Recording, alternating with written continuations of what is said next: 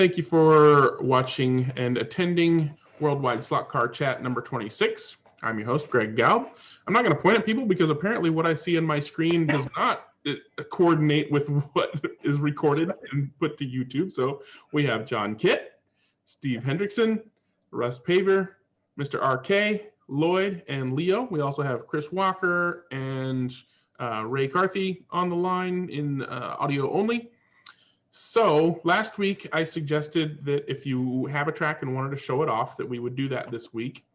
However, me being lazy and forgetful and have not cleaned off my track. So I'm not going to hold anybody else to that suggestion. Some people have prepared, which is cool. So we'll let them take away the show for a little while. And, you know, I'm sure we'll have plenty of time to go over people's tracks and any questions or commentary that pops up. So I know, John, you're ready to go. Do you want to go ahead and take us off at the beginning here? Sure. Okay, All great. right. Yeah, so welcome to what we lovingly call Kit's Spa. It's kind of an homage to Spa. It's in our furnace room, although I call it the scale car garage because it's a scaled down garage. So the first thing I should explain, though, is that it's constructed entirely of Carrera track. And now Chris Walker, we have to thank you because Chris suggested that you paint your Carrera track. And so we tried it. And his suggestion was you get the least expensive latex paint, wall paint you can get with the color that you want for your tarmac, and simply paint the track. And this was, believe it or not, our test piece, because not that we didn't believe him, but no, we kind of believed him, but we thought we'd try it first. And we tried everything to take it off once it had gone on. And I don't know if you can see that, but it doesn't come off. It works. And so you get some really wonderful grip. So I'm going to show you the overall view of our track here. Here we go. It is 55 feet long. We have actually quite a bit of elevation change to it, and they're actually off camber turns. There's actually a dip in the corner right just before the start finish line, which is created using a single piece of banked track. And believe it or not, it works really, really well. The other thing that's really kind of cool is you can have not only elevation, but camber changes even on a plastic track, and it's so much fun to drive. So bear with me for one moment. If I could share my screen, I've got quick little, hang on, let me just exit the screen here. A quick little videos here that I can show you. Reduce this. Okay, all right, so here we go. All right. I'm going to put this up on full screen now. Oh, okay, let me bring that back. Can everybody see that? Not yet. Let me check on my side here. It might be me. No, not yet. Not yet? Oh, okay, sorry. Maybe I did something wrong. My apologies here. Okay, try again. Screen. Huh. Whiteboard, iPhone. Oh, hang on. Son of a gun. Let me just, for some reason, I can't. Oh, here we go. How's that? Yep. There we go. There we go. All right, let's pull out the full screen then. So this is where the car is on the track, and you can. This is sort of our what will be the pit area. And you'll see the car just sort of taking off from here. Then it goes around this corner, underneath the underpass. Here we go. Bear with me, sorry. Here it comes. Then into the park area, and I'll have a better shot here for you. Come on, here we go. Sorry, guys. Oh, there we go.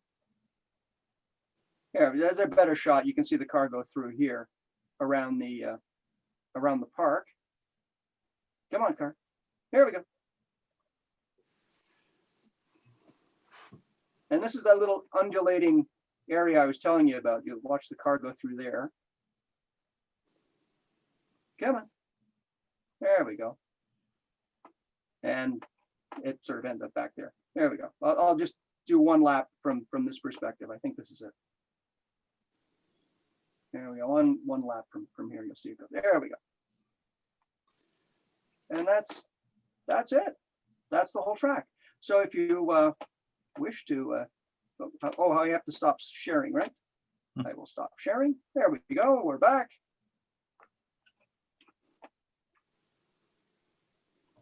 And I didn't know if you want me to take you on a lap. That was sort of like is that cool? Yeah. Yeah, that was cool. Anything that you're proud of, feel free to show it off in detail. It's 2-lane analog, right? You're not digital. Correct. Yeah, 2-lane analog, and it's bi-directional. It runs in both directions as well. So so let's. I'll just go and do one lap here. Let's see how we do here.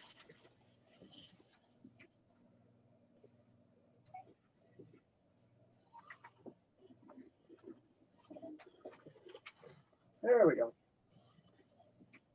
Of course, it's not at speed, folks, because the eye in the back of my head isn't as good as it used to be. And I don't know if you can see the timing behind me over here.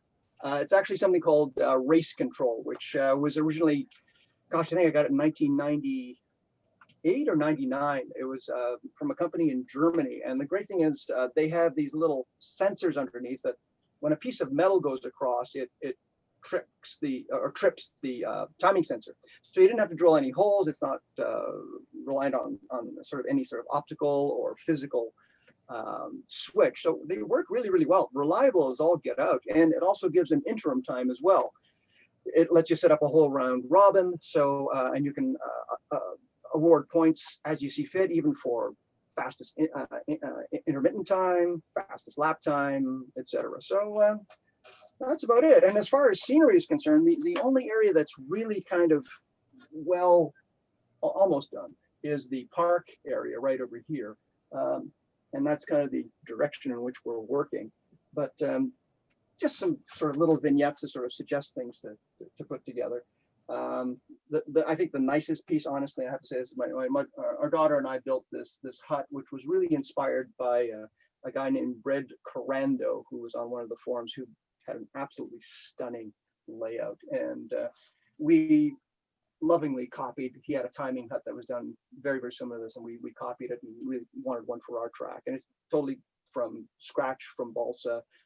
It turned out really quite nicely.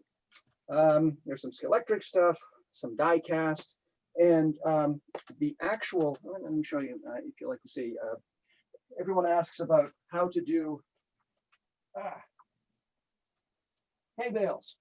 Well, believe it or not, these little hay bales, I'll change cameras. It's actually a piece of styrofoam and adhesive, thread, and cork. The great thing is they act just like real hay bales when you go through them. Let me just give you a close-up here. There we go. So you can see, hopefully you can see that, but really easy to make. And you set up like a little production line with them, and they're very light, and as you can see, they don't harm the car, and they really go flying like real hay bales, which is a lot of fun actually. So does anyone have any questions or anything that I can specifically show? What power do you run at usually? Oh, right, yes, of course. That's actually, you know what, we're right by the power source right here. It's a pyramid actually. Sorry, I'm gonna put it right there. We go. So what do you run at? Oh, right now we run at about 12 volts. Yeah, we do too. Okay. Yeah, and then when my daughter has her friends over, we kind of turn it down a little bit. Yeah. But yeah. Yeah, 12 volts is usually what we run at, and it runs really, really well. So do you do anything to even out the lanes with power? Well, I guess we got them as even as we could. We used TrackMate to actually design the track, and that seemed to do a pretty good job. It's supposed, according to TrackMate, they're supposed to be equal lengths, and but there's always a quicker lane. Yes, and the other thing too is linearly they may be equidistant, but as far as driving, they're not equal at all, right? Like, so for example, because you have an outside lane, you may have a little bit more of an advantage. than No, the we do the inside lane. same thing. We Yeah. set up two power supplies, and then for each class, we balance them different. So one lane stays at 12 all the time. And then we have a number for like slotted group C, another number for, and all 12 classes have a setting for the other lane that makes them equal So how have you determined how to create that over time. over time? So Yeah. you use data basically to do that. Well, yeah, I mean, this same group has been together like 8 years. I mean, you finally fine tune it. But you can test it. Just put two cars on and set things the same so they don't spin out, and see if they've crossed the line together. Right. Okay. It's about as close as we can get it. Cool. But it makes a big difference, and you're sometimes talking a half a volt. That much. John? Well, 5/10. Let's put it that way. Maybe 12. The base maybe is 12, and maybe in flies, for instance, the white lane gets set to 12.4. Okay. Wow. And another, with the group C's, it's only 12.1. It only gets one. They're all different, Gotcha. Slower the cars, the bigger the difference. Right. You know. Right. Yeah. And have you painted? Well, you painted your track as well, right? Yeah, I just use gray latex porch paint. It's been on for years, never comes off. Well, yours is Carrera as well. Yes. Well, actually, perhaps I should pass the mantle on to you to take us on a tour of your track. I can. I'm not as prepared like you are, but I'll try. You guys can ask any questions. It's right here. Awesome. Okay. Let's see if I got this right. It's in a room over the garage, ironically, so it's upstairs. So there's the wide. Is it focusing? Yeah, it looks A little good. blurry, but you're probably as good as it's going to get. Okay. So this is Carrera also. It's 140 feet. Straight is 24 feet, you see on the right. And I'll just try to move around it a little bit. Again, little vignettes. There's about 500 3D printed figures on it, if that helps at all. Several bank corners like he had talked about. It's the go-kart track. All of Road America had one, so had to do it. Tell me if I'm going too fast or anything. No. We move over to the beginning of the pit area. These are all 3D printed Can-Am cars here. I think there's a total of 25 3D printed Can-Am cars we run,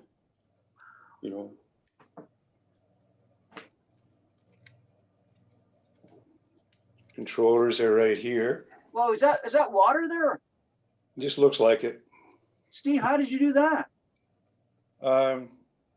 Which one? I think this is probably varnish over blue with a brush putting in the streaks. It looks great. Thank you. Oh, I love the Sunoco sign. Yeah, that's one of his signs. Those signs are so great. Aren't they great? Yeah, I've got two. Oh, they're brilliant. And I'll walk around the other side in a minute. So there's several bank corners, just like you were talking about. I don't use a bank turn. I just prop up the outside. Like this one right here is just the outside is propped a little bit. It's wow. So you just did that as you mounted it on your table. Yeah, you can just see it raised a little bit in the back. Yeah. Now, do you have any issue with separation as far as? Nothing. No. Only separation we get is season change. When it's really hot up here, they're all closed up, and now and then, the middle of the winters, things dry out. We get little seams here and there. That's about it. Wow. So as far as connectivity, have you put power? I forgot to mention, I put power taps in. Did you do that as well? There's 6 of them. Okay. So for controllers, I'll just dive. We run 2, see like that, those tattoo controllers, Oh yeah. you know, 1 for each lane. I'll walk around the other side here. Let me know if I'm going too quick. No, you know what? I should have revved up my helicopter. This is great. Okay. So this is like another bank turn coming right here, just slightly. And that's just a regular piece of track you canted. Propped up on the outside and plaster underneath. Nice. Now there looks to be some elevation as well. There's several. Yeah, there really is. I'll show you a big one in a minute. Huh. There's a monitor here for the marshals and then another monitor you can see from the driver stations. So this is elevation here. Whoa. Now, did you use the Carrera elevated sort of piece of track, or did you just elevate that with a normal piece of track? That one's elevated, but this one's extreme. This one raises up about 3 feet. Whoa. It's like corkscrew. You don't use any borders, Steve. You just have. No, the idea, no. My idea on the thing was like Road America in the early days. It was some country, some city streets. You know, I wanted it to be a road track, not a race track. You know, and all the road tracks slowly became race tracks. So it's kind of a hodgepodge now, I guess. Steve, So that goes up another couple of feet from down here, you know, and then normal is down here. I don't know if that makes sense or not. I have to ask, since you have so many spectators so close to the track, how many have you lost over the years? Several. I have Several. little wreaths that I actually put around. So if you need some, let me know. It does pretty good now. When we started out, of course, we didn't know anything. We were running magnets and so on, and we were trashing the track and flying off the hills and putting the cars into walls. Now with, you know, mag racing, the guys have gotten good. We're at 12 volts. Changes everything. So not much, you know, we aren't re-gluing things every night now. Right. That's kind of it, guys. What, does it run in both directions as well, Steve? Yeah, just flip the switch. And does it drive differently in one versus the other? Totally. Yeah. I mean, more than totally. First thing that happens is all your muscle memory goes to hell. You know, and you just develop such a muscle memory for your track. Right. And you flick it and it doesn't make any sense anymore. I mean, this has been like this virus, COVID has been kind of interesting. And that's sort of it. Steve, excuse me. Is the track screwed down at all? The race section is actually screwed down to the baseboard, or is it all loose? Yes, it's screwed down, and they're also all plastered in, so that the earth is even with the edges everywhere. So there's a lot of plaster on here, but yes, it is. Right. What else? if, I don't know. You know.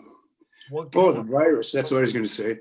So March, we kind of went into lockdown here in my age and my wife, and the guys quit coming over and so on. And nobody's been here to run for maybe 5-6 months. And then one guy that's pretty safe came over, and then another. So it's 3 of us getting together out of the core of 6-8 guys.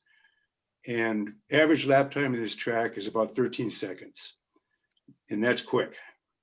You know, 12.5 would really be quick. Record, I think, is 12.2. Anyway, and that's with a 24-foot straight, 14-foot straight, and 2 8-foot straights, you know, mixed in, you know, and then the turns. So we couldn't crack 14 seconds. So 5 months away from doing it, couldn't even get near what we were running before, and still can't. You know, none of our fingers, we've been trying once a week. You know, you just can't do it. It's really amazing. That's what I got. Steve, Awesome. What? Russ, you had some questions? Yes. What kind of footprint do you have on that? The big long section is 30 feet and normal width is 4. And that was done originally because one guy, I can reach across it and work on it and reach the cars. Then a section was added that you kind of saw, so it's 5.5 for some of it. And then the L over to the right is 14 by 5. So you got a 14 by 5 section, and then the, so it's a big L. Very Now, nice. that long, sorry, the long straightaway, is that 30 feet long? That's 24 feet long of just straight track. But 30 And feet then from the table itself. Yes, then you hit the turns and correct. Okay. Correct. So it's a nice straight.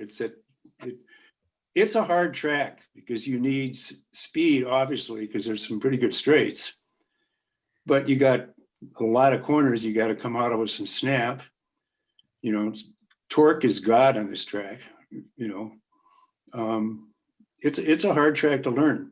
We've had guys here from, oh God, all over the world, actually. I mean, lots of them all over the country. Group from France came over once. 3 guys from Denmark came over once. They were horrible on it. I mean, horrible, and then they got all pissed because they're embarrassed because they can't go on it. And you try to explain to them, we've been doing this, once a week for years. It's how it goes.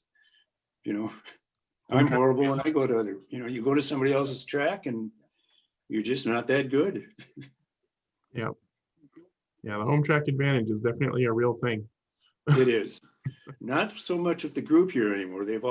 Everybody is within we qualify every night, and then we have a handicap system built into the computer.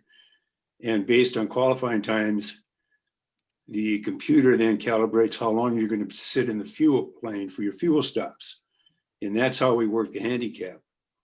So if I'm like half a second quicker than you, 5/10, I am handicapped in fuel 10 more seconds, okay, than you.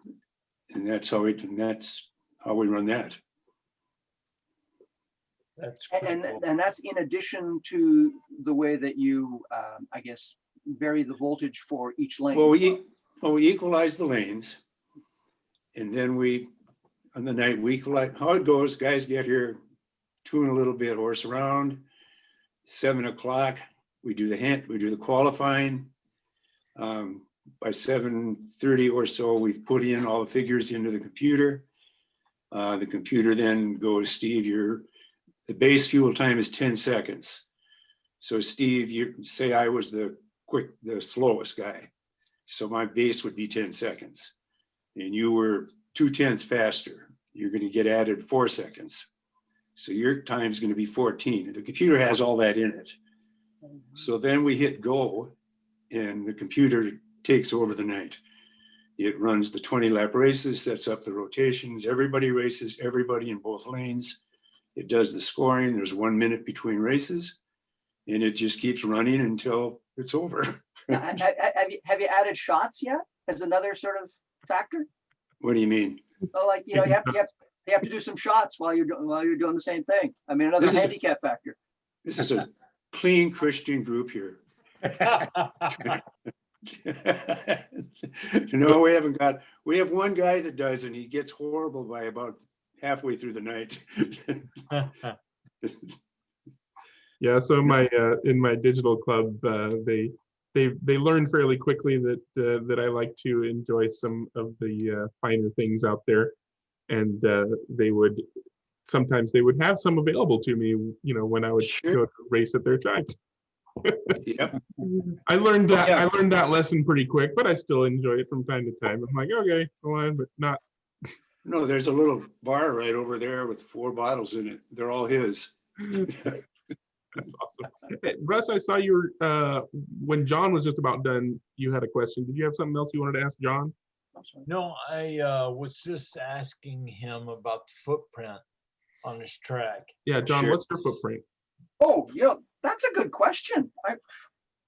What have I got here? I think I've got 3 of those collapsible tables. Mm. I don't know Okay. what that footprint Those are is, like to be 2.5 honest with you. by 6 usually. Sorry, say again? Those most collapsible tables are 2.5 by 6. Okay, there you go. So that's 3 of them. So that's 6, 18. Yeah, so that's, I guess, 2 by 16. Yeah. Or sorry, it's by 6. So it's 3. So that's 18. Feet So- long and then 2.5 feet to 3 feet deep. right. Yeah, in an L shape, Russ. That's basically what it is. And you Okay, got wood sitting and on top of those. Another Sorry, say again? question for Steve. Well, just to finish clarifying John's table. So you have collapsible tables holding everything up, and then you have like plywood sitting on top of them, or just Correct. Yes, that's right. Yeah, exactly. Sorry. Steve, Sure. so on a race night, how many people can you comfortably have a race with for a 2-lane track? Well, 6 is kind of the ideal number for us a night.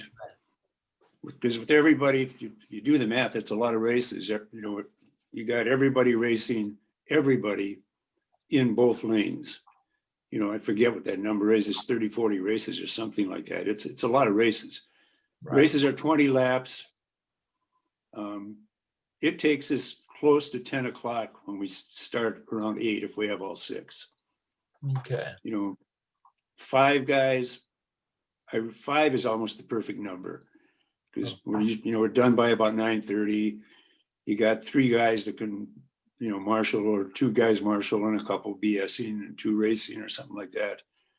Anything.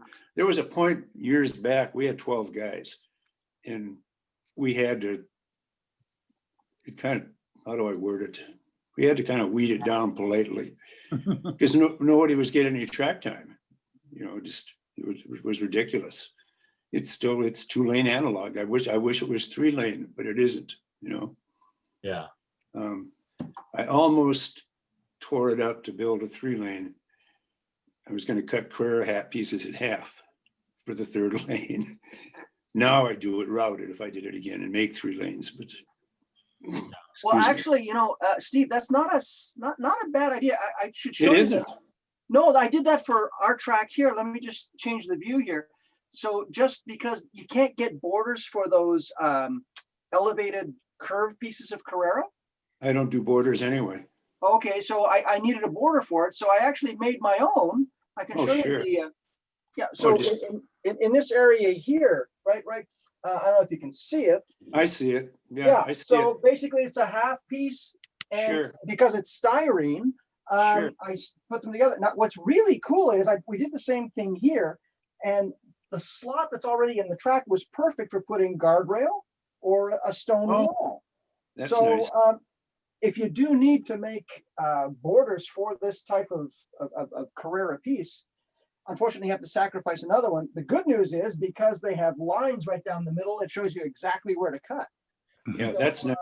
yeah, and then what the real trick though is adhere to the outside piece, because of course there's a flange there, and use your cut piece as the outside edge. And that way, if you're not perfect on your cutting, it's no big deal, and it'll actually adhere really, really well. But I use styrene solvent, and it won't come apart. So Yeah.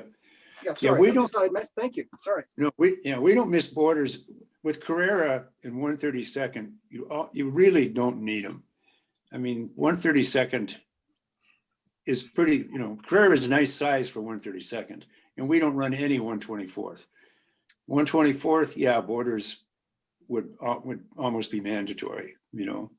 But So even when you're like if you're doing Group C cars, the length of the car if it's going through. well, Group C cars don't drift that much to start with, but Right. Okay. Sorry. Yeah. and we do run silicons. Okay. Maybe we have 2 classes that run Paul gauge, but just about everything is silicons. The faster cars have silicons, and the slower cars, like the 50s, we run rubber. Trying to keep it somewhat near true. The 50s cars, we turn the voltage down to 10, and they still slide all over. Which is how they should. As well they should. Lister Jaguar should be sliding. That's just all there is to it. A Group C car shouldn't,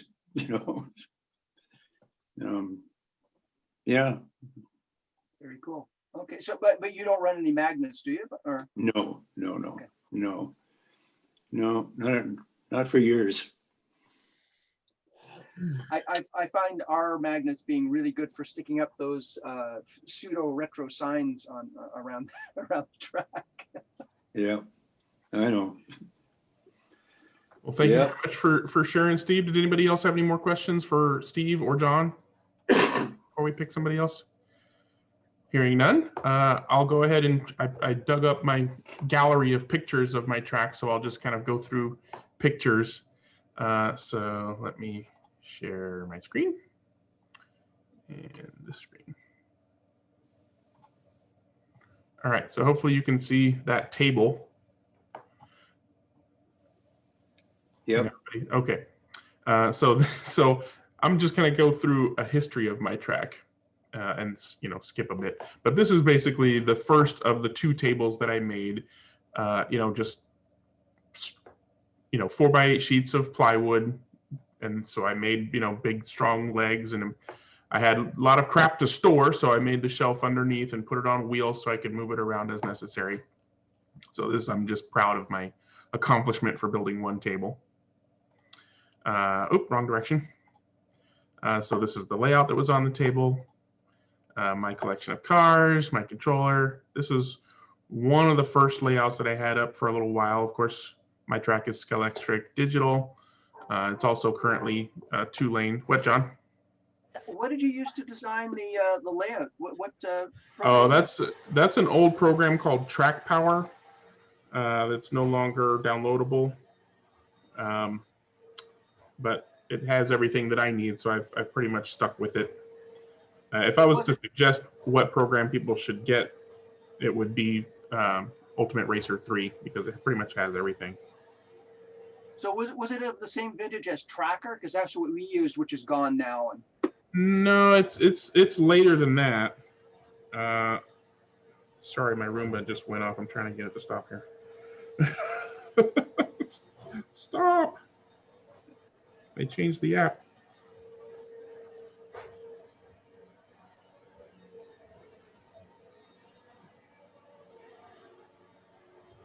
Seriously? All right, well, hopefully it doesn't disturb us. Otherwise, I'll just go kick it. So yeah, Track Power. It was really great. Nice intuitive interface, and I just like the style of the graphics. But yeah, he stopped development. He stopped selling licenses. I could let people download the zip file, but it's even password protected zip file, so you can't even install it without a password, an unlock key that goes with your license. Anyway, so that was one of the first tracks I designed. Got my second table put together and made an L shape out of it. And there's the track that you just saw a picture of. Got my pit lane in there now. This track layout no longer exists, but the pit lane is more or less the same. Yeah, John? did you 3D print those structures? No, this is way before 3D printing in my house. Those were an architectural modular building system. I forget what it was called, but it was basically you get a bunch of girders and columns and stuff, and they have little tabs and things that you put them together, and then there's plastic panels that you just stick onto the little nubs on the side of the girders. And It's called girder and panel. Girders and what? Girder and panel made by Kenner. Girder and panel, yeah. That wasn't the name of this. I remember at the time looking for it, and it's been named a bunch of different things, but girder and panel is one of the ones that it was marketed under, one of the names it was marketed under.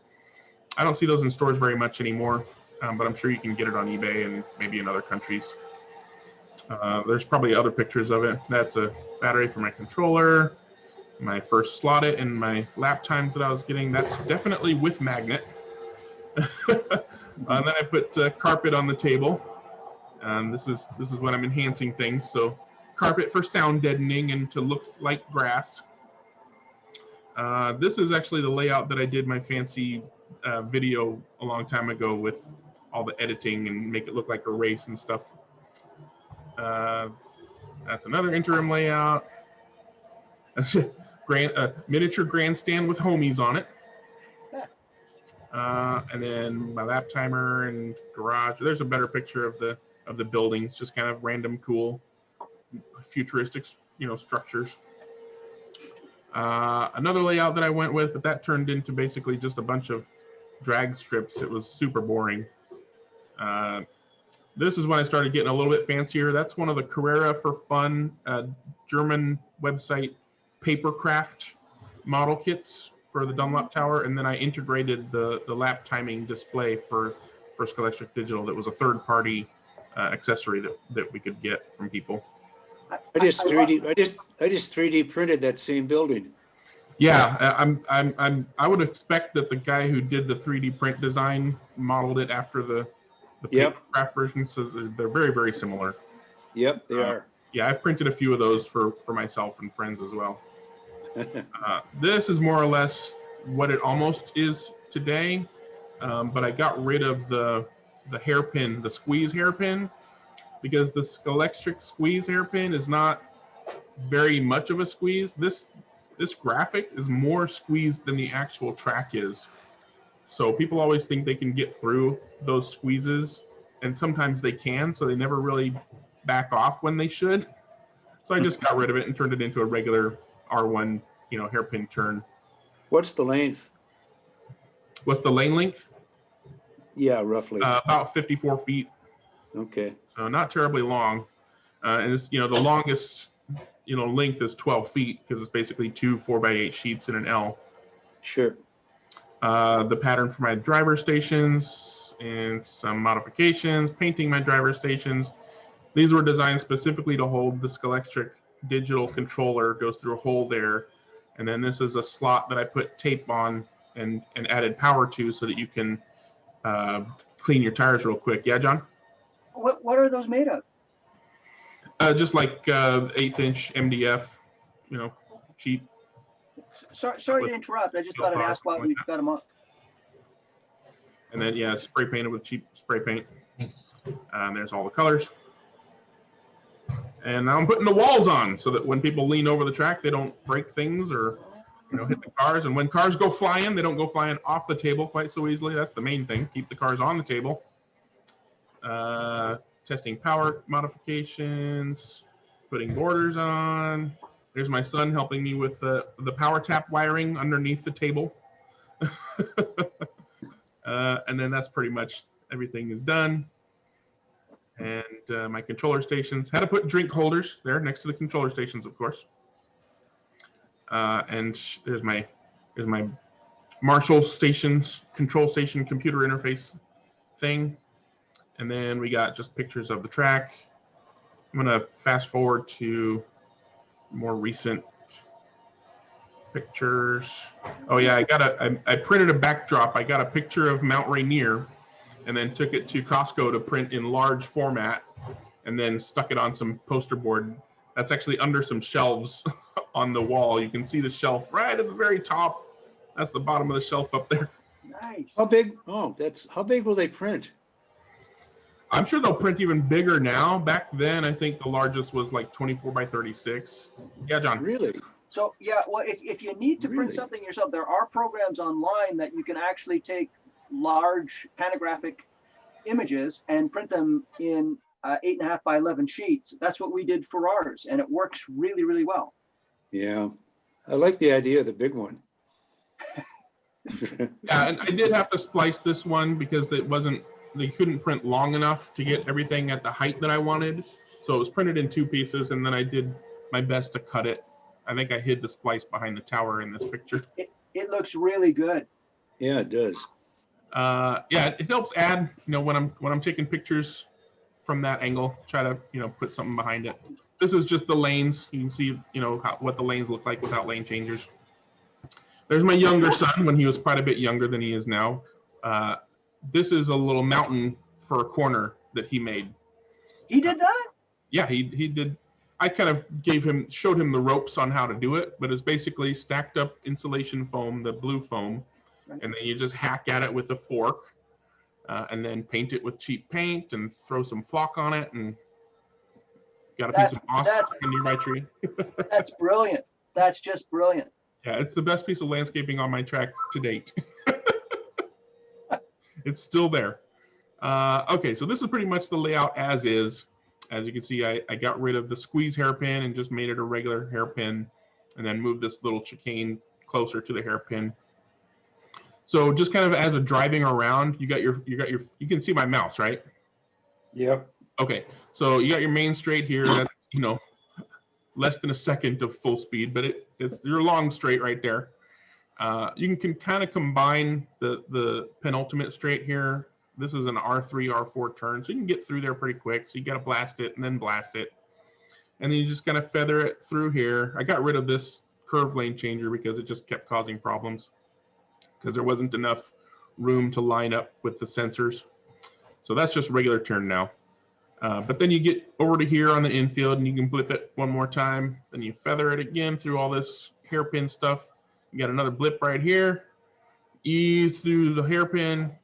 And if you're really good like I am, because it's my home track, you can blip it right there and then let off and then blip it right there again. And you can get ahead of somebody right in there if you can get that blip down without coming out of the track, because that 90-degree R1 turn right there catches more people than the other two on the track, because they just aren't expecting that to be so sharp. And then back around, and you got your pit lane and stuff too.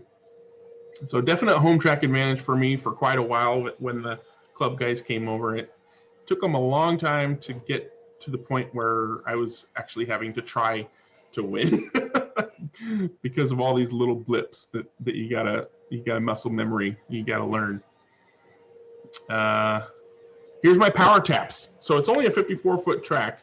I went balls to the wall on power because I hated it when I would go to somebody's track and I could feel the power drop.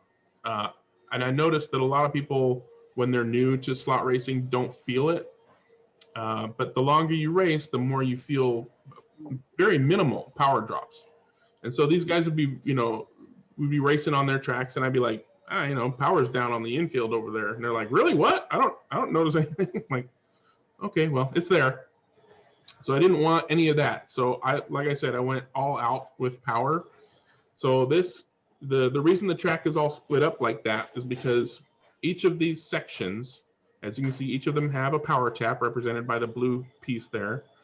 But each section also has each individual track piece jumper wired across the connection. So at each connection, there's 4 little power tap wires crossing from rail to rail at the join.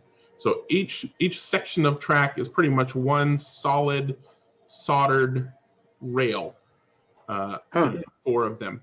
And then each of them has their own power tap. So even though I don't have any power jumpers between the joins of the section, each section has a power tap.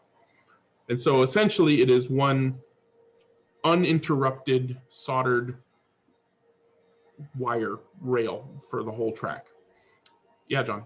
Now that's something that's really important for digital as well, right? Because you want really even power. It's more important for digital, not because you want even power throughout the lap, but because you want all available power to be at any track at any given time, because any given track could have 3 or 4 cars on it at the same time. So like if we're all battling it out, we might have 4 or 5 cars running through this 2-lane section here all at the same time. And so if there's not good power here, everywhere, then whenever cars are grouped up in that section with bad power, they're going to bog down even more than if they were going through there by themselves. So solid power is good for analog, but vital for digital. And no matter how awesome you think your plastic sectional track is, there's going to be power drops somewhere, and you're going to notice them for digital especially. So like I said, I went all out. And during this process, I also kept the lanes isolated from one another, even though that's not required for digital, so that it could be switchable for analog. So that's why the analog club comes over to race on this track as well.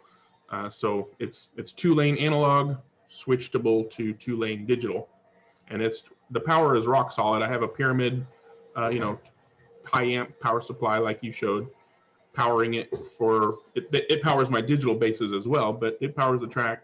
So I could run a 1/24 scale wing car on this thing and have it go around and not have any problems. It's terrible to drive on this track, but it can still do it. Any questions about the layout and power tapping before I move on? Yeah, John. So did the program that you used to design the track tell you where to put the power taps, or is that something you decided yourself? No, that's something I decided myself. I basically divided each section into a manageable number of pieces that would be manageable as a big piece. This section here is obviously the largest piece, but it's mostly straight, and the pit lane is also wired into this section. So the pit lane is part of the inside lane. So if I don't make sure to tape the flipper that enters the pit lane when we're racing analog, sometimes the guys will end up driving through the pit lane. And I have one more question, then I'll shut up. But when for your fastest lap, how many times do you switch lanes? Because I mean, there must be a good racing line on a digital track versus an analog track. There would be if it was a racing line track. If it was a routed track where the racing line was a true racing line and was the optimum path through the track. Like if you look up BLST, which stands for best line slot track, a guy in France makes them, and they're nice routed tracks where the racing line is the optimum path through the track. On those tracks, I imagine that's the fastest way to get through. But on a plastic sectional digital track, the lane changers are going to slow you down more than just staying in your lane.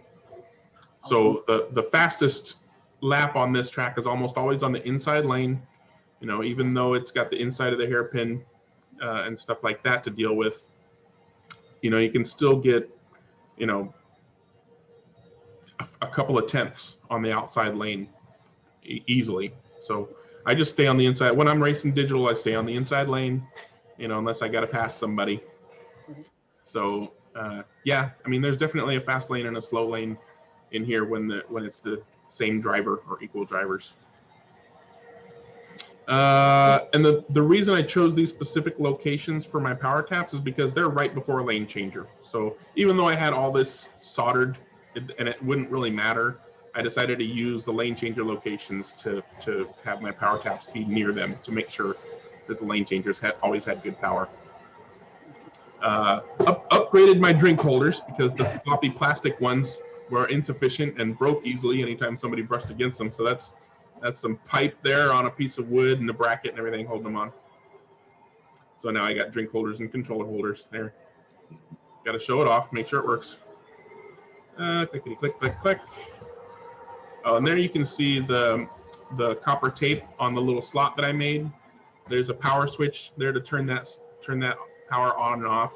And I put a little piece of ShamWow there with some water on it to clean your tires. And I also have, there you can see it, the tape roller. So people can clean their tires however they want, roll it on some sticky tape or on a wet pad with the powered slot and stuff. That's a great idea. Yeah, like the ShamWow, that's a great idea. Yeah, it's pretty convenient. And fortunately, the spray paint has been pretty resilient to having a wet ShamWow sitting on it. Some of the controller stations are starting to show a little bit of bubbling underneath that part, on 1 and 2 mainly, because those are the ones that get the most activity. But yeah, it works out pretty good. Click, kitty, click. Oh, I got weekly winner trophy one time a long time ago with my Ninco. And showing off cars. All right, so this is basically the track, more or less as it is today. I've got cars where the lane changers are just to kind of show where they are. And I'm pretty sure that's what my background is. Yep. All righty. Nice. So that was a whole lot of pictures. Yeah, not sure to do it. It's a whole lot of wiring. Any questions? It's a lot of wiring. It was a lot of work, but I'll tell you what, it was absolutely worth it because no matter what car I put on there, and no matter how I want to drive it, there's never ever any feeling that there's lack of power. Russ, I'm sure you can agree. You've been to my track. Oh yeah. I don't doubt it. Yeah. Yeah, it was worth it, and that's why I don't change it very much. I have an update to the layout planned, and I was planning to do it during the Rona here, but I've been so lazy I haven't done it yet. But basically, I was going to extend the pit lane entrance back a little bit further, kind of like right up in this area here, so that it can be 2 lanes all the way through the main pit lane. So by the time you go into the pit lane, you can spread out into 2 lanes. Right now it's just 1 lane. So when we're digital racing with fuel and damage and tires and all that stuff, sometimes you'll have a guy coming through that's got to do everything, and you get stuck behind him, and all you got to do is a splash and dash, which sucks when there's only 1 lane. And basically our rules are, well, don't pull in behind the guy who has to do more than you do. So plan your pit strategy. So yeah, expanding to 2 pit lanes is on the cards at some point, but because of all that wiring work, not on the high priority list. Yeah, John, you're muted. You're muted. Sorry, do you vary the voltage on a digital track as well? Oh yeah, and we go down quite a bit. We race pretty much all magless. I've got some magnet cars, but pretty much all the racing we do is no magnet. And so, unless it's a slowish car that needs more voltage, we're usually 11 volts, maybe 11 or maybe 10 and a half, sometimes 10, which is also why for digital, you want to make sure that the lane changers have the appropriate voltage so that they work, reliably. So I actually have the lane changers are not powered from the track voltage. They're powered from a separate power supply. So the lane changers all have their own dedicated power supply, and then the track gets its adjustable power supply. So you could potentially, if you don't do that, get like a voltage drop when you change lanes. Yeah. If you were to get an old Scalextric set with one of their old power bases and just 1 power supply, and you had too many you had lane changers all over the place and bad connections all over the place, you would have lane changers that don't work because they're just not getting enough power as you drive through it. And if you're just holding the trigger with a magnet car the whole time, you might not even realize that it doesn't have enough power. You'd be like, why is my lane changer not working? So one of the early modifications was to, disconnect the wires in the lane changer that take the power from the rails and connect it to a separate power supply, just because there wasn't really a good option for powering the digital power bases. That's pretty much all gone now, but I wanted to be able to have all the power to the cars as I could get. And so the lane changers have their own power supply. The power supply that powers the lane changers, they don't take a lot of power. So that 1 power supply is powering a bunch of bare wire that I have for future light upgrades if I get around to that, as well as the controller stations. It powers the little powered slot that I have in there, as well as a power hookup for the slotted controller, should anybody want to use the slotted digital controller that needs a power supply. Don't get a whole lot of that, so those don't usually get used. I actually had to 3D print plugs, dummy plugs, to go in the power supply jack because people kept wanting to plug their controller into the power supply jack at the controller station, and that would short the power supply and make it cry and complain and shut down and stuff. Anyways, I'm just yammering. Does anybody else? Oh, it's great. Yeah, Russ. If you're done, I'll try to do a screen share. Yeah, go ahead. You guys okay with it? Yeah, sure. Let me know how this goes. All right. While he's busy with that, Greg, what do you use for lap counting? TrackMate's what I use. You were asking me what I use for lap counting? Yeah. With the digital, it has the digital power base, does the hardware for the lap counting. Mm-hmm. But there's a couple of different software packages that work with it. So I usually end up using Race Control System 64, which is a digital one. But the analog club, we use a program called Race Manager that one of our ex-members, because he died, wrote for the club more or less. And he happened to make it compatible with one of the digital bases that I can use. Okay. So I use his program when analog comes over with the digital base in analog mode to to count analog cars. Okay. And a light bridge or It's or a Deadster? combination of for digital, it's an infrared ID reader as well as infrared blade detector. So for analog, it's just an infrared blade detector. Light detector. Okay. Yeah. Cool. It's got to be black. Okay. Last thing. Nice haircut. Thank you. Did it myself. Yeah. All right, take it away, Russ. All right. Go. Okay, Sorry. can you see this? Yep. Yep.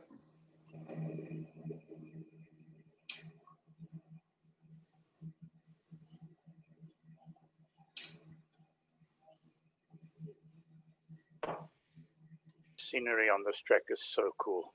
It is really cool. Oh, it looks so good. And such a nice job.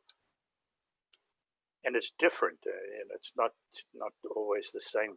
The same as most tracks just look like a racetrack. This one got all these extra little bits and pieces. It's almost like a slot mods track. It is very slot mods-ish. Yeah. No wonder. Well, so that's a bank turn, Russell? Yeah, that's a pretty good bank turn. And the hot air balloon. Yeah. Yeah, it's very cool. I think the banking is about 22 degrees on that corner. Wow. Wow. Can you So go? if Can you you're- go in there full chat, or do you have to blip as you go in? Yeah, and if your tires are really loose as you come into that, if you're not hooked up, I mean, it'll slide inward to the infield. Oh, If your rear tires were real loose, the front would just try to stay straight. I love the silos. That's really cool. Yeah, there are, Thanks. and all these little bits underneath look great. Yeah. Yeah. Very nice. And I'm doing more and more on it. The Oh, yeah, the Scalextrics. Oh, that's awesome. I even got the outhouse.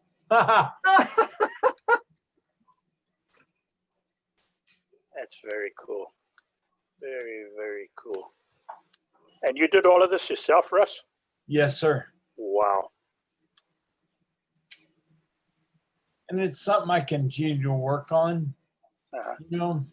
Like a lot of the areas you see that are wood supports, those are now becoming pieces of foam that have been cut with a hot knife and a hot wire Uh-huh. and painted landscape, so it'll look more natural. Okay. Wow, that's really cool. That's very nice. Very nice.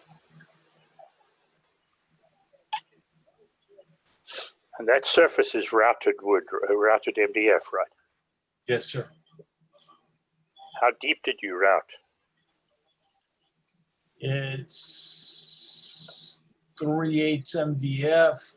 Okay, so it's a little, like 5/16. Yep. So is that called wasteland? Yeah. Wasteland. Teenage wasteland.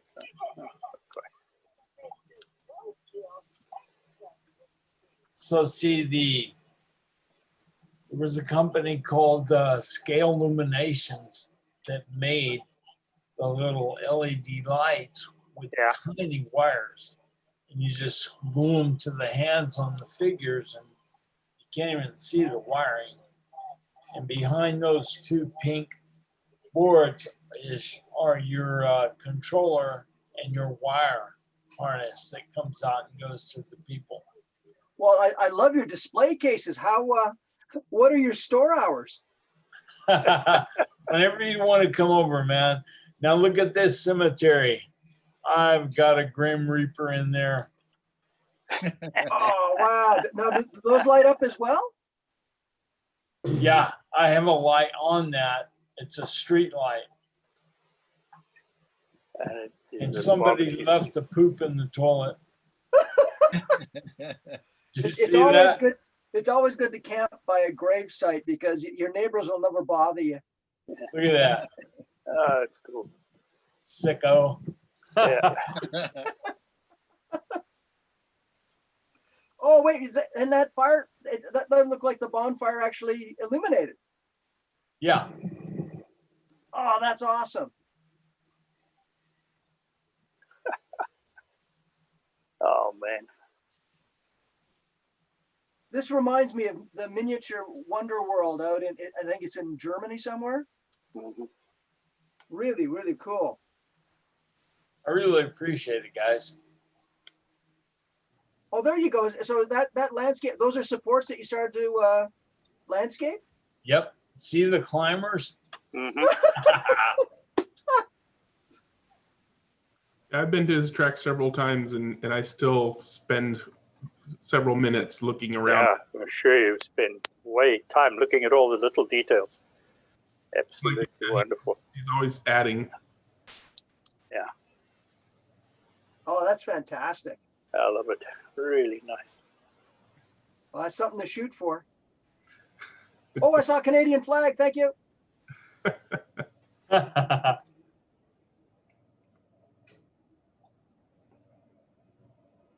is great, Russ. Thank you very much. Yeah. What's square footage? The track is on a 9x20. And it's got 85 linear feet for the long lane, and each lane is a foot less. Oh, And it, believe it or not, because of the lane difference, there's really not a fast lane. If you drive hard, you can get just about the same lap times in every lane, with the exception of lane 4. The reason being, let me get back over here. The hairpin. Yeah, I'm trying to get, the hairpin. Oh, yeah, there's your store.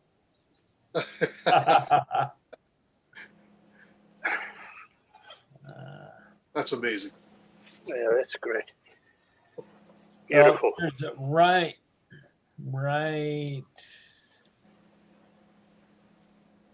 there. There you go. Yeah. Okay, there's that hairpin. First off, there's a dog leg right here. It kicks in a little. Each lane is 3.5-inch spacing. When you get to here, it's shrink down to scale electric spacing. So the lanes get narrow, they get closer, and this hairpin, can you see my mouse? Yeah. Yep. Okay, so the hairpin right here is really tight on this inside lane, on lane 4. So it gets tight there, and if you can come into that thing hot, lock it up, and just nail it coming out of it, and you're really quick right there. But you need Lloyd, who's basically a rally driver on that lane then. Scandinavia. but it's not without risk, because you definitely can eat it right there too. That's definitely one of the make or break corners. That dog leg is a make or break as well. A lot of people don't think it'll affect their car as much as it does, and so they'll drive hot through the dog leg, and they'll come out and they're like, why did my car come out? I was like, well, there's a dog leg right there, so you got to slow down a little bit. But if you can go in hot all the way to the dog leg and just do a quick blip off, and then a little bit of power into that hairpin, and like you said, if you get the skid right, then you can just power out of it. The bank is deceptively hard too, because like Dennis was asking, you can go pretty hot into it, and depending on your tires, sometimes you can go through the first turn of the bank at full speed, but then when you come off of that, you gotta let up a little bit. You can go pretty hot down the second bank, but then you've got basically a corkscrew going on before you get down into the infield straight. Right. There's lots of Right there. yeah. What's the average lap time? Fast lap on this track is about 6:1. Average is in the high 7s, low 8s. Okay. Yeah, and that track, you can race anything on that track. Yeah. Very cool. What you gonna ask, John? Oh, sorry, Russell. What do you use to illuminate the inside of your buildings? Like, do you use LEDs or little incandescent bulbs? How do you do that? Oh, I use the well, 2 ways. One is I use the strip LEDs like the tape. Yeah. I use that. You can buy it from Amazon with clips that just snap onto it, and then you can cut however many lights you want. So then I've got a separate power supply that runs all of my accessories. So you can do it that way. Another way I've done it is take and buy single stick LEDs with 2 wires coming out and just drill a hole in the base of the track, run it to a power supply. You can do it with battery power packs, like my lit up silos use battery power pack, but it has an option for a wall pack. Gotcha. So I have most of that stuff plugged in the wall packs. That way I can go and turn my track on, and when I turn it on, it fires everything up. The lights, the track, power, all of it. So you must spend time just going in there and just hopefully admiring your work, because it's stunning. It's adding to it, really. What I want to do is, let me show you. And I'll get your guys' input.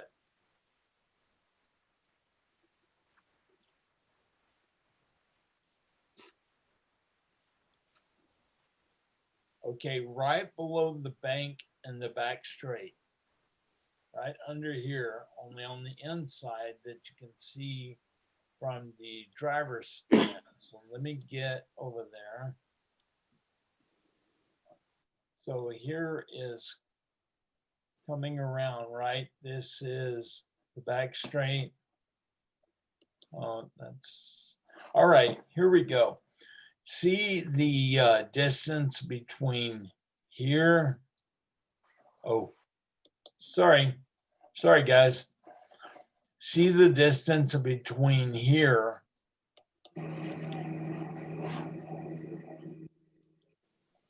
and here. So I want to, can you guys hear me? Mhm. Yeah. What I want to do is take and build out of styrofoam, and then I'll sculpt it and all, but I want to make it look like old block, right? So I'm going to have a piece that fits over the garage and everything, but it's going to have a curve to it. So it'll look like an old, basically block wall. Like a really old stone bridge. Right? Yes, only all the way that portion from where it's grassy on the grassy knoll. The grassy knoll. There's the grassy knoll right there. Hey, if you want, I'll send you a link in limo if you really need it. Yeah, of course. So going from here to the other end, Yeah. And here it would go like this, up and around to the next one and down. And this part in here would all be block. May I show you something that I've been working on that might be of some assistance? Yeah. I don't know if you can see this, but it's my attempt at I wanted a brick wall. I don't know if you can see that. Oh, okay. Yeah. And all that, is that what you're looking for? I'm looking to do that, Yeah. but not so small of bricks, block. Okay, sure. Okay, and I can show you what I actually put up. All this is, Russell, is a piece of styrofoam. Yep. And then that's all basically done with a knife and then a very bad red magic marker. And it looks like an old wall. Yep. And that's what I want to do for there. Okay, Do you guys think it would fit with it? Does it? Well, here's what I've done for our track. I'll just show you here. I'm going to change my, I don't know if you can see it very well. Oh, it's, you know what, it's under the overpass here.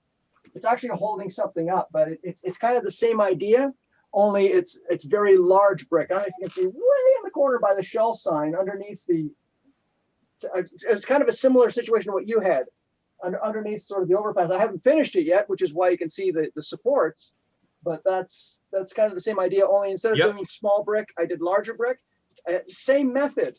All you have to do basically is, you know, if you got nothing to do in front of the TV watching a football game or something, you basically take a ruler and just chart it out, carve it, and it's very inexpensive and it can actually support stuff as well. So I don't know if that would help you at all. But now, do you think that would go with the track design I have already? I think Sure. so. Yeah, I think because you can get, of course, brick in different colors. You can also, if you want more of like I don't know if you want more of a flagstone. I think we want more, a little more industrial. So it actually should be easier to do because you want them looking pretty uniform. I'm thinking of a viaduct kind of thing. We're talking like big blocks Right. of hewn stone that are just, you know, sitting in a classic architectural stone arch kind of formation. And so you just be messy with it. And if you're not feeling really enthusiastic about doing it yourself, I don't know if you can see this wall here. I can, you know what, let me take this wall off for you. But you see how this is a stone wall there? I'm going to use the other camera so you can see it close up. But because I got lazy. And I see you've had some Lemax, some Lemax products there. Yes. Okay, so you know Lemax sells a roll of stone path that's like rubberized. That's all this is with Tester's gray enamel basically washed in, and that's what you get. And it's a perfect stone wall. It's soft. If a car hits it, doesn't damage it. So that might be another solution for you as well. I just don't know if the stones are big enough for your space, though. That's the only concern. Yeah. Okay. Well, I've got some ideas, and it does involve the styrofoam. I like to use the tight foam. It's easier to carve than your loose foam, but okay. And then I'll show you. You want to see some more? Sure. Okay. Yeah. Do we have anybody else that wants to show off? I don't think we do. I didn't see anybody. I can show if you. Oh, yeah. What did you want to show real quick, Russ? Russ, can I ask what you make your crash batteries from? I'm sorry, we didn't understand that. I didn't hear him. Russ, you said you were going to show one more thing. What was it? Yeah, hang on. What the crash batteries made from? Oh, Martin, your internet is not good. Nice back. No, it isn't. You might turn off your video and then your audio will probably be better.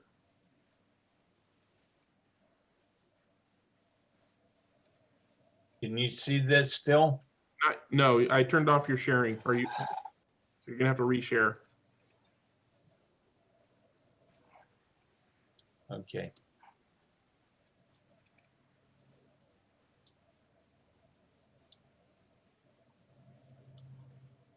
Okay.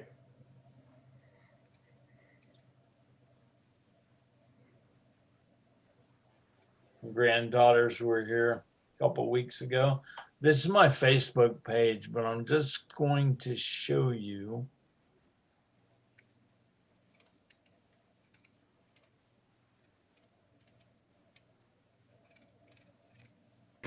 Couple shots. I thought this was kind of neat because that backdrop junction, I purchased the backdrop from them. Yeah, those are always cool when you get someplace to Here put we them. go. Oh yeah. Battery in the So- car trick. This was a battery I put in there when I first started building the track to make sure the lanes were going to work with the guides on the cars.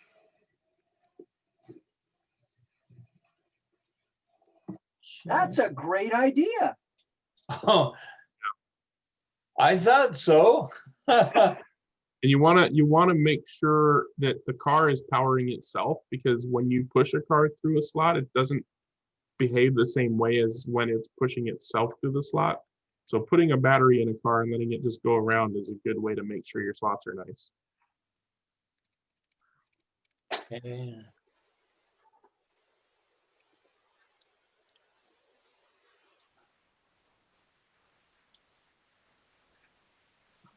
All right, I think we should go ahead and move on. I think Dennis wanted to show some stuff off.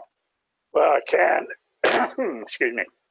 So Uh, Russ, I'll have you stop your screen sharing here, or I can do it for you. No, I don't want to. I'm having fun now. yeah, I'm sure.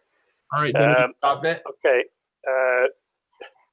Over the years, I've built 3 tracks. The very first one was a little Carrera track that was up that hung up in my garage. And let me share my screen. And let's see whether I can find it here. What's happened to it? I thought I had it there. Sorry. If I start here and I go there, do you see that? The little. You see the file folder, but not the picture. The picture should be coming up still. It'll probably be in a different program, so you'll probably have to unshare that screen and reshare the picture screen. All right, let me stop the share altogether. Try again. For future reference, for everybody who's attending, if you want to share something, your best bet is to go and find the thing, bring it up in whatever program that's going to show it before you go share, because the share is going to want to share a specific program, not necessarily what you just. Which is what I thought I'd done, but okay, so let me try again. Share screen. And of all the things that are on the share screen, the one thing that's not showing is the thing that I want to show. Might have to scroll. I don't know. Sometimes it's. No, there it is. Excuse me. Try that. There we go. Okay, so this was just when I first started back in slot car racing, after I'd been busy with radio control for a long time. You can see all the radio control cars hanging on the wall there. It had to be raised into the roof.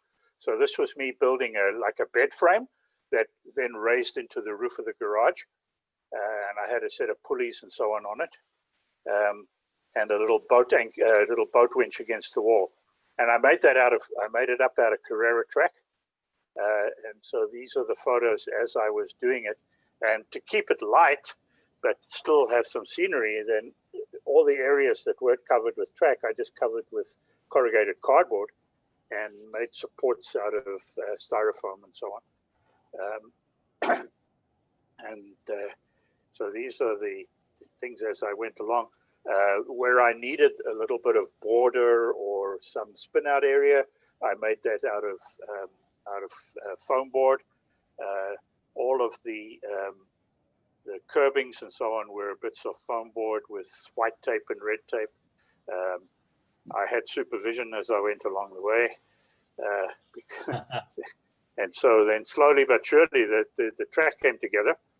It was about, I guess, about 45 feet or so on that 48 on that 12 by 6 board.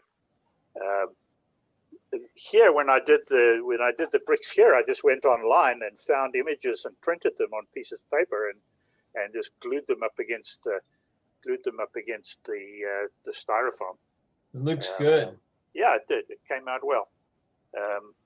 And then I started using foam board to build a whole bunch of buildings. I had pit buildings, and I had bleachers and a control stand that I eventually got rid of. This was a concession stand. The bleachers that I built that had stairs up the back. A flagman's podium that I took out eventually because it was just a little too big. I went for a much smaller one later on. And all of this is done right like 2004 and 5, down about then. All of the tire barriers, I went down to the hardware store and I bought some heater hose and came back and I just cut it into little discs of about 3/8 of an inch wide, and then just stacked them one on top of the other loosely to make the tire barriers. And then we started filling in with hydrocal and plaster of Paris, and my wife helped me out doing a lot of the scenery. And so that was what the track looked like when it was done. I had a big bank curve here, all R1 curves, to do what I needed to do, and it was nice and fast. When I was running on that track, I used to run basically fly cars and others with mild magnets. It worked pretty well. And I spent a lot of time on that Carrera for Fun website and printing a lot of the little accessories that they had. So I eventually put in a new control tower and more supervision and little vending machines and computers and other little bits inside. This was a revised pit building that I did later on, where I used to take what was in that Carrera for Fun thing, take those, put them into Photoshop, and then combine them and change them and take out some of the German signage. And then I would glue those things onto foam board and cut them out so that they had a little bit more substance to them. Opened them up here and there. This was the new little podium that I made. I even put guys in the control panel eventually. I had a little paddock at the side. I had some people in the stands and those kind of things. So that was the first track that I built.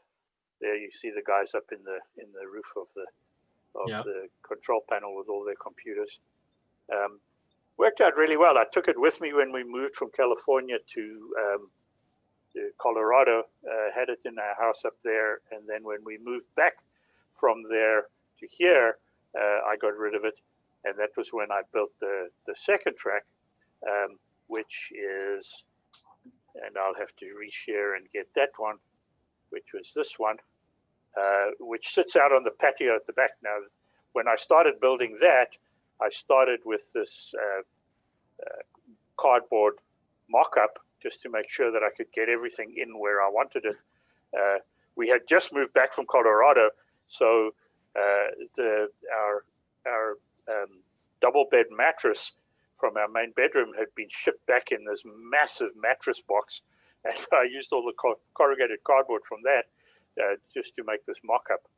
And primarily it was to get this whole bridge section mocked up before I started, so that I knew that that everything would fit, and that I could get decent curves and gradients there, and it all worked out pretty well. So then I just started cutting. These are the days when I still had hair, Greg, and I built it more like a commercial track than others, because that patio section is, first of all, not level.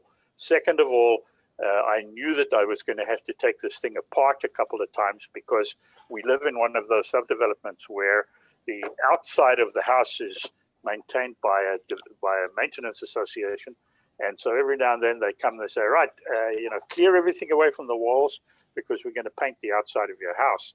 So I made it up in 4 sections. There are these 2 pieces at the end, one at each end, and then there are 2 long sections which go between them. So this is what the set of frames looked like eventually. Okay, there you go. With the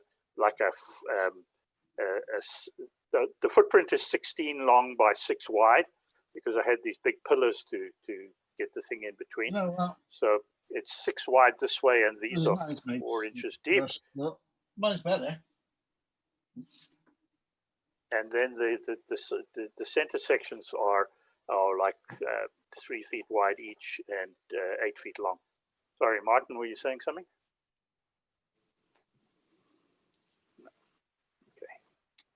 Dennis, how long did it take to frame? John, it's difficult to say because at the time when I was working at that stage as a consultant, I was flying every week, and so I was out of town most of the time. So I worked over weekends only, and the whole construction took me about 14 months from the time that I started to the time that I finished. But like I say, there were times where things would stand for 2 to 3 weeks before I could get on with it. So then I put the MDF on top of the boards, got that all nice and straight. Then I started doing all the cutouts to get the bridge section done, right, and made sure that I had nice, easy transitions. I wanted this downhill curve, almost like a bit of a corkscrew style, which came out pretty well. Fortunately there's no negative camber on it because I was very careful as I did it. So it does have this descent on it, but it's absolutely level all the way down. Because Dennis, did you have to do anything special to the MDF to get that sort of curve, or? I had to support it in places and twist it a little and screw it down, but eventually it all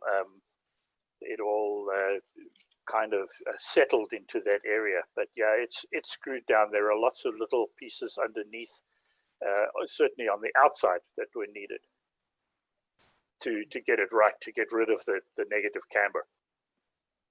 And then I started putting sides on, and I did all of the internal borders and barriers before I did anything else. And then I started doing all the routing. I used Luff's router base and his routing guide, and it was an absolute godsend. Not that I did any non-linear or non-regular curves. It was just once you had things in place, once you'd routed one turn, it was just so easy to route the rest. It took no time at all. So, these are just general photos. I actually I made some mistakes here and there. And what I did too was I had asymmetric gutters. I have 5 inches of gutter on the outside, 4 inches between the lanes, and 3 inches of gutter on the inside of the curves. So there are places on the track where the slots go at an angle to where the track is, which just enhances the realism to me. Okay, all of these various. Now this is the piece that goes underneath the bridge. And this is probably the most difficult section of the whole track because you come out of that downhill turn, and then there's a very short piece of straightaway, and then these little kinks that bring you back underneath. And you could pick up a lot of time there on people who don't know the track. All the straightaways done. And this was in all of the slots. And then I added a couple of extra slots in places where I could put the internal barriers, which are also made out of hardboard. Okay. The quality control inspector was in evidence most of the time. This is with all of the recesses routed for slots, and then all of the things filled in. My wife helping me fill in all the screw holes. And then what I did is I actually painted the slots and the recesses with the lane colors. So I did that first, and it was one heck of a job. And then I taped all of that, which was an even bigger job, masked it and rubbed down the masking, and then I painted the surface. So this is with the actual paint that I used, and then pulling up the masking. That's what I got. And then I started putting, because it stands outside, of course, it has to have a top covering. Even though there is a covered roof over the top of this, it's not particularly rainproof because I put it up myself. And so for those few times when it actually does rain in Southern California, it needs to be covered. Painted the borders, the barriers. This was just showing how this particular piece comes off, because once you take that piece off, in fact, you don't even need to take the whole piece off to split the track up. You only need to disconnect this left-hand side, and then you can take the track apart into 4 pieces. Then I laid tape in the holes, and then I started braiding. So it's got slot car corner braid all the way around. These are the drops where the joints are, so that on the track, so I can take it apart. And then I made the mistake of braiding one complete lane. And then, of course, for about 3 days, no more braiding was done while I just drove and drove and drove. I had this big ass smile all over my face, driving on my own track. Okay.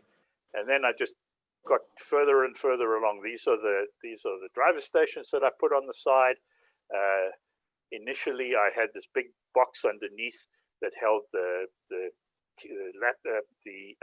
computer and the power supply and everything. I've since changed that around a little bit because it just got in the way, and it wasn't the best idea. Then I started putting in more scenery, curbings that I cut out of 1/8 hardboard and painted, a little bit of grass and other things, some traffic islands. This was the bridge that I built for my lap counting system. It has LEDs here, and then the light sensing diodes just next to just below that next to the slot. Yes, John. Did you make that out of brass? Yeah, it's all out of brass rod, 3/32 brass rod, all soldered together, and How did you manage not to put wheels on it and take it around the track? And then I painted it, covered up the thing, and made some signs for it. And then I started putting signage on. And then I started putting the outside borders on, because now all of the inside work had been done. Then I put the outside borders on. And the outside borders are a double layer of 1/8 hardboard masonite. So the outside edges are right along the edge of the track. And then where necessary, I just put a curved piece on the inside so that it gave this nice curve around the edge. And then I filled in those areas with some expanding foam, painted all of that up. And then I started building the pit areas and some bleachers. This was the pit building that I built out of scraps of the masonite that was left. Started adding figures into it. Just my friend Russell Sheldon in South Africa sent me a box with literally like 400 painted figures in it that he had been collecting over years for a track that he said he was going to build, and then never got around to it. And when he saw what I was doing, he just sent me this box, and he said, use what you can and give away the rest. And that's what I've done over the years. So Russell's collection of figures live on my track and on a number of different ones around the US, all over the place. So these are the guys that I put on the bleachers. Some of them are original early scale extric and monogram. Some of them are Pricer, the ones from Holland, from Germany. Some of them are Carrera. There are all kinds of different things. And I just tried to put them into little groups that looked kind of real, you know, like these are the Jimmy Johnson fans up there on the stand.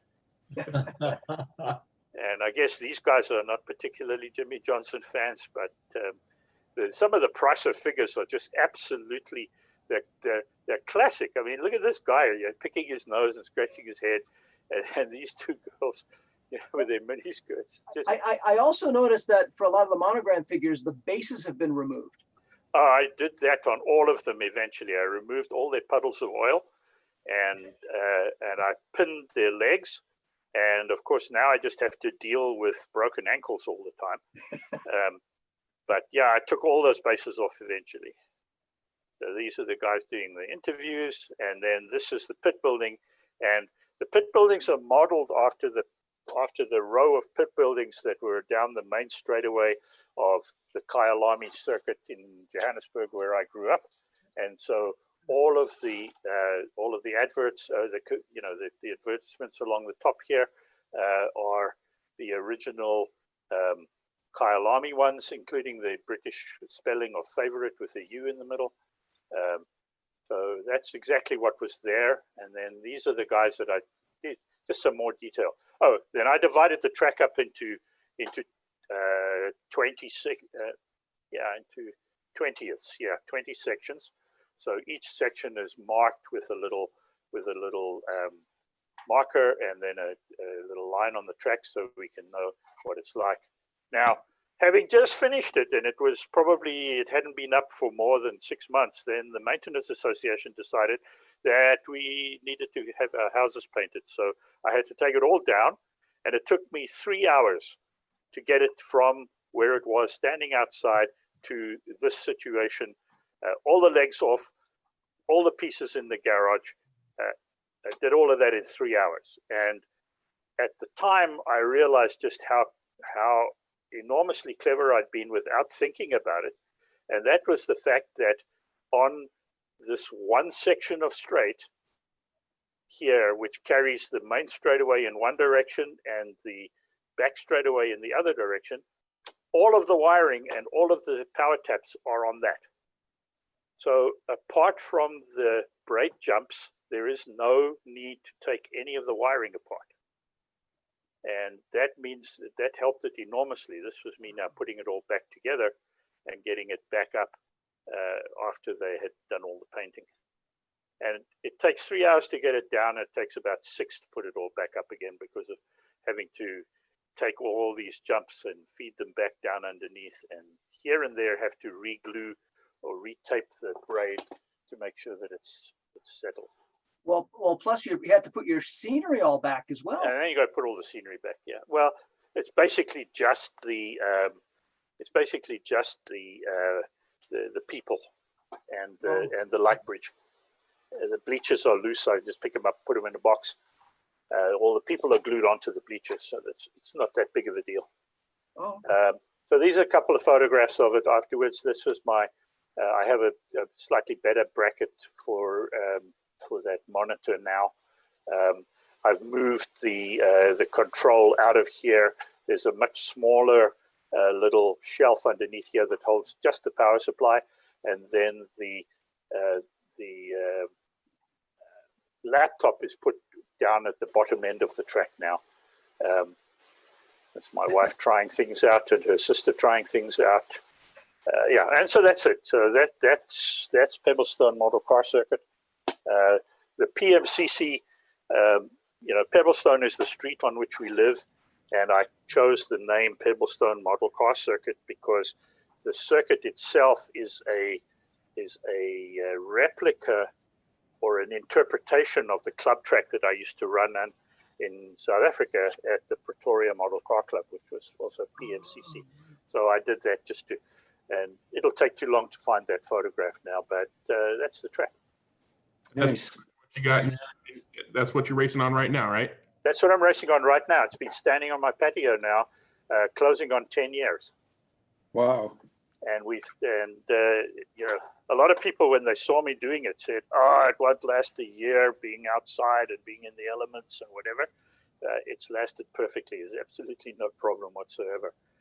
Here and there, some of the legs, which were particle board rather than MDF, because of I painted everything, but even then, because of water coming through there at times and so on, the bottom end of some of those boards is starting to look a little nasty now. But in general, the track is still flat.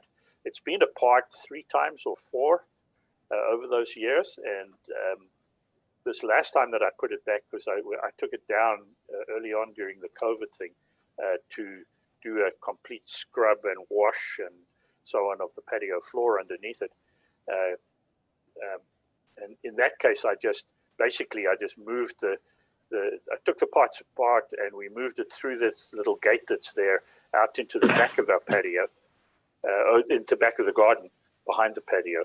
And when I put it back, I got it straighter than it was and flatter than it was before. So it's good. I tried this at one stage with these bows that I made out of moldings that I got at one of the home improvement stores, but that didn't work terribly well. So nowadays I have, and I don't know that I've got a picture of it here. No, I don't. But this is where the new computer system is down this end. I have a little shelf that actually extends out over the track where the keyboard and the mouse are, and then underneath the track is a pull-out drawer that has the laptop itself on it. So how do you cover it, Dennis?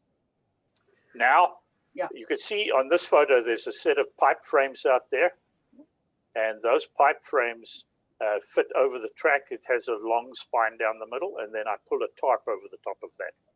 So it looks like it's basically covered by a tent.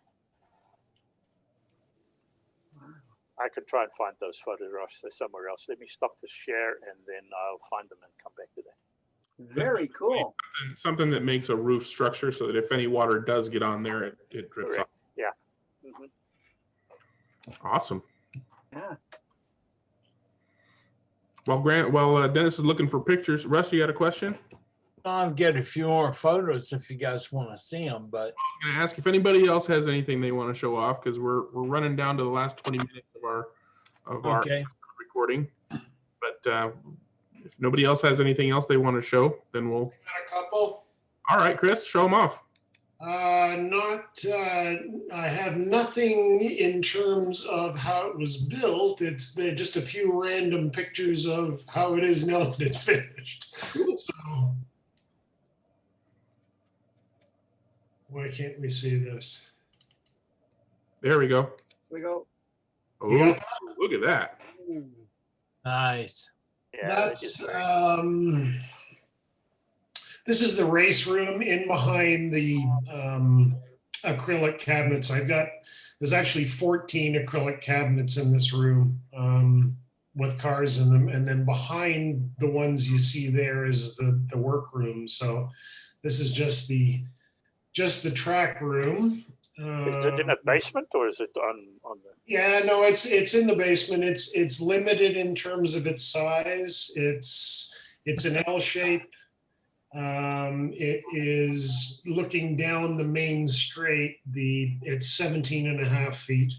Wow. And then I'm so envious of you guys with basements. Yeah, the L shape that goes under the acrylic cabinets there in the pictures is about 15 and a half. So it's pretty wide. It's all routed, all braided. 2 power taps. I'll see what else I can find here picture wise. Oh, sorry. Yes, something a little higher up would be nice. You see that? Not yet. Why is that? Screen sharing has stopped. Yeah, because you closed the one app. Yeah, when you close the program you were sharing. Oh, there we go. There we go. Okay, that's just a picture under the bridge coming over a big sweeper. Nice. Get rid of that one. you're gonna have to reshare. Is there a next or previous arrow when you're looking at pictures? No, I've got to get a little. I've got to get organized. No good with that. There, Yeah. moped. No good. No, we see the moped and people. Oh, okay. That's just the back of the pits. These were all Scalextric pits that I've collected, and I sort of was a little bit stupid. I made gutter downpipes for all the pits and painted all the little hinges brass color and stuff on there. So it was a bit of an overkill. And like Dennis, I have since these pictures were taken, I've cut the little bases off of all the guys and just drilled some holes with piano wire, and they're set in there. So what else do we have? I think I may have. Is that the other end?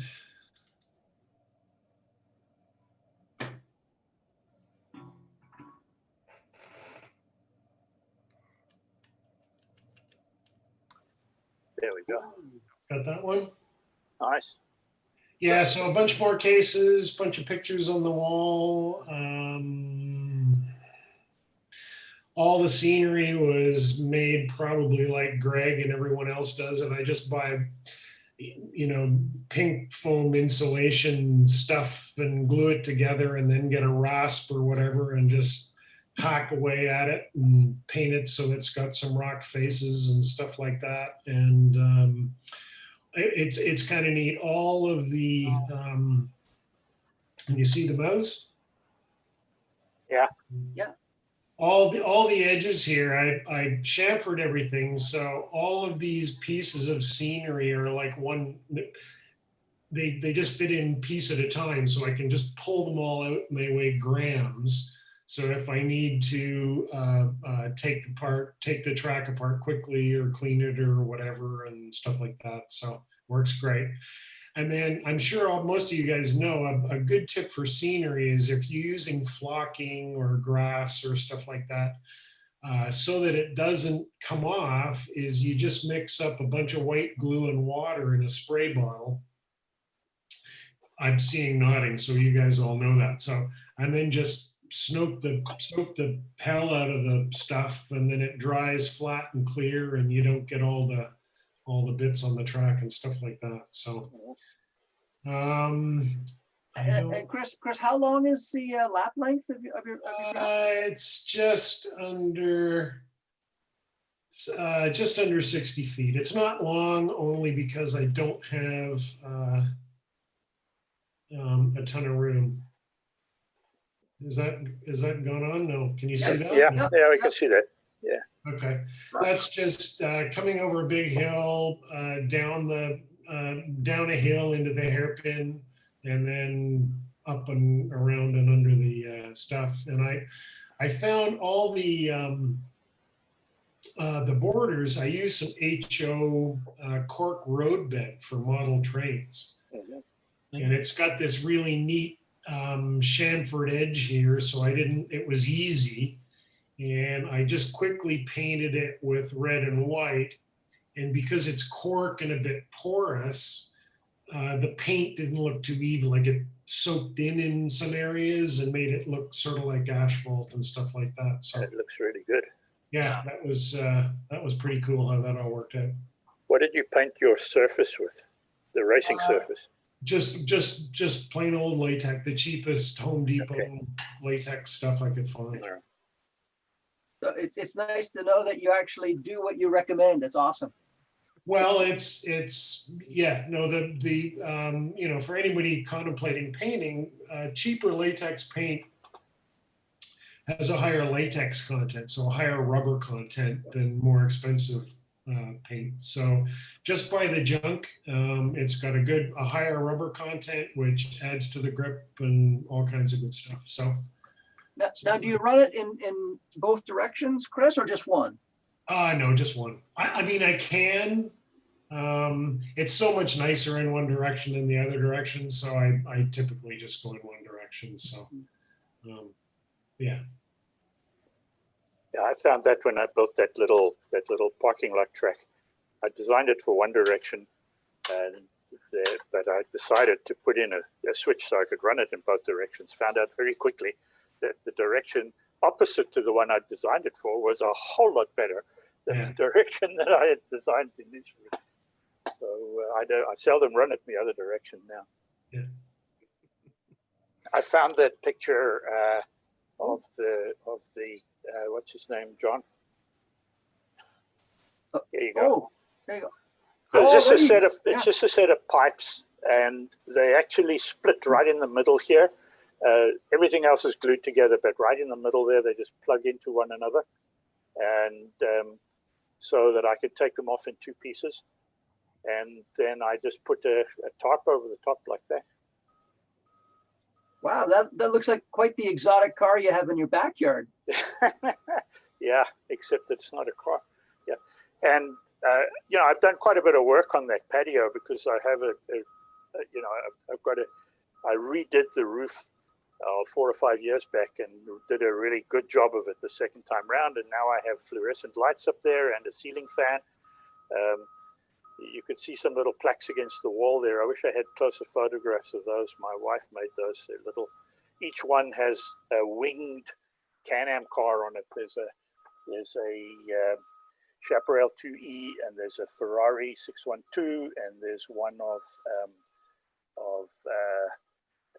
Gurney's McLegal's, and this one is an M8B McLaren.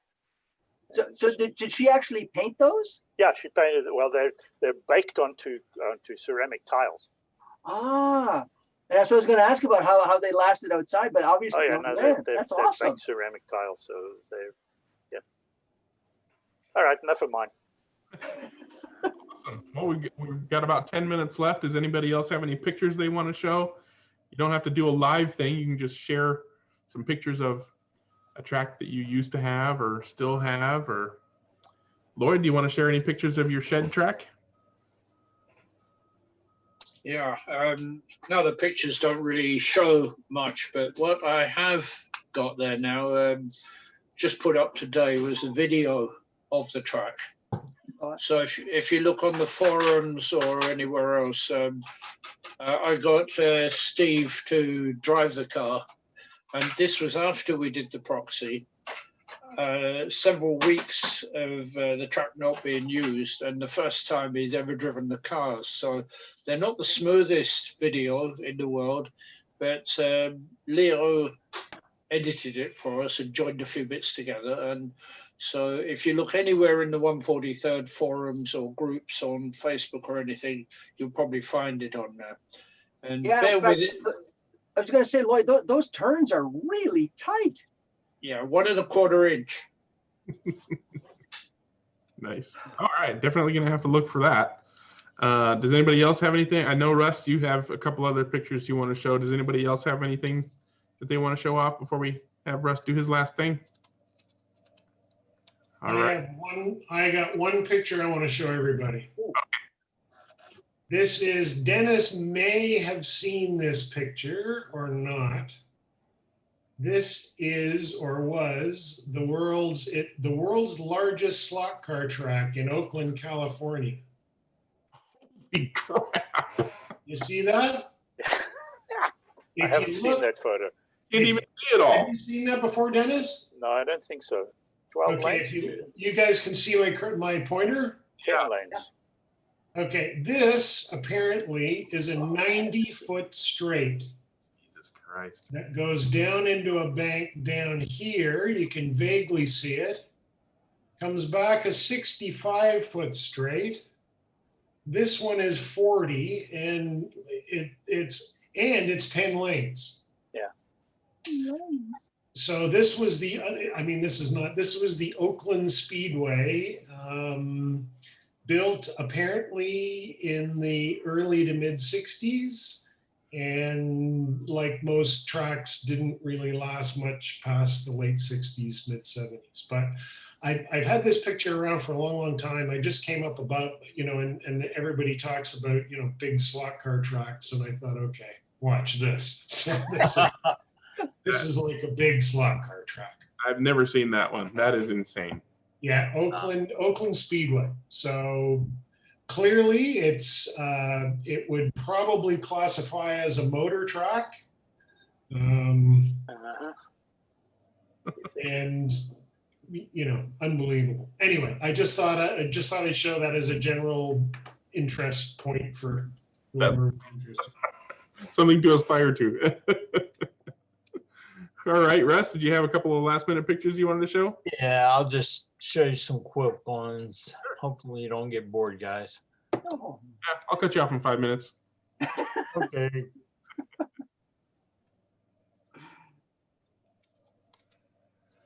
Ding, ding, ding, ding, ding. All right, here we go. Okay. Oh, You see nice. that? All right. Yeah. I'm just going to go through these quickly. so that's still under construction there. No, that's when I first built the track. Wow. And the bank is bigger in person than it looks on pictures. Well, I was going to say, I didn't realize how big it was until you see it without the surrounding scenery. It's enormous. When you right here too is where I was talking about those real tight turns. Yeah, that hairpin. Kind of in this here, the Oh, lane yeah. spacing gets tighter and then opens back up over here. You never lived in Oakland in the 60s, did you? Sorry? You never lived in Oakland in the 60s, did you? No, that one's a little bigger. What are the crash barriers made out of, Russ? Sorry. What are your crash barriers made out of? Styrene. Just Okay, thanks. And these in here are Scalextric guardrails, and these barriers are made out of styrene. And the bottom is corner bead, and you wouldn't believe the corner bead, no problem, glues right to the bottom of the track, and it leaves a slot to put your styrene in. It goes right in. Perfect. so the corner bead is the structure for the styrene. Yeah, to hold the styrene. So when you look at it, you can look at that there. It's like, it doesn't even, it looks natural. So So, Russ, I noticed that the separation that you have, I guess, I don't know what part of the track is, but where you have the, I guess, your S's.